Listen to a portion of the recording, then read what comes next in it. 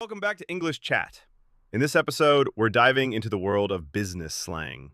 Those everyday expressions you'll hear in offices, meetings, and even emails in the US. Whether you're working remotely with an international team or preparing for a job interview, understanding these phrases can make a big difference in how confident and natural you sound. Today, Chris and Emily will show you how these expressions are used in real situations, like meetings, conversations, and even messages at work. So let's jump right in. Hey, Chris. I just came out of a meeting where someone said, "Let's circle back on this next week." At first, I thought they meant something about circles, but it didn't make sense. Yeah, that one always sounds funny if you take it literally. But to circle back means to return to a topic later, usually when you don't have enough information or time to solve it now. Oh, right. Like when your boss says, "We can't decide this today. We'll circle back tomorrow." Got it. Exactly. And another common phrase from meetings is, "Let's touch base later." It means to check in quickly. Not a long conversation, just a quick update. Yeah, I've heard that too. Like when someone says, "Let's touch base after lunch to see how the presentation is going." Perfect example. Also, during meetings, people often say, "Is everyone on the same page? Do we all understand and agree?" Right. It's like asking, "Are we all aligned?" before moving forward with a decision.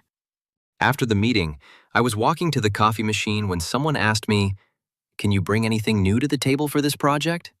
Ah, yes.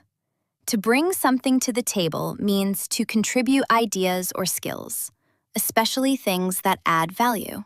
Exactly. So I answered, "I think my experience with digital marketing could bring some fresh ideas to the table." Nice. And what if someone says, "We need to think outside the box here"? That means to be creative, to go beyond traditional solutions. Like when a company needs a new strategy and wants unexpected ideas. Right. I remember once saying, "If we keep doing the same thing, we'll get the same results." So yes, we definitely need to think outside the box. Classic. And sometimes people use slang to explain why they can't help right away. Like, "Sorry, I'm completely swamped today." Which means super busy, almost overwhelmed. You can also say, "I'm swamped. Can we talk later?" instead of just ignoring someone. Speaking of messages, have you ever received an email that says, "Let's get the ball rolling on this project"? Yes. To get the ball rolling means to start something, usually a process or initiative. It's a very common way to begin a task without being too formal. For example, in an email, someone might write, "I'd like to get the ball rolling on our expansion plan. Can we meet early next week?" Totally. Another expression you might see in emails is, "Please keep me in the loop." That means, let me know what's happening, even if I'm not directly involved. Right. And if you want to ask someone to do something, you can say, "Could you loop me in when you send the final version?" Exactly. And finally, one last phrase. Let's table this discussion for now.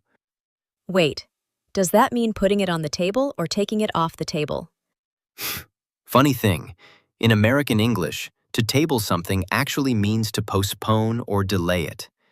So if someone says, "Let's table this for now," they mean let's not discuss it today. There you go.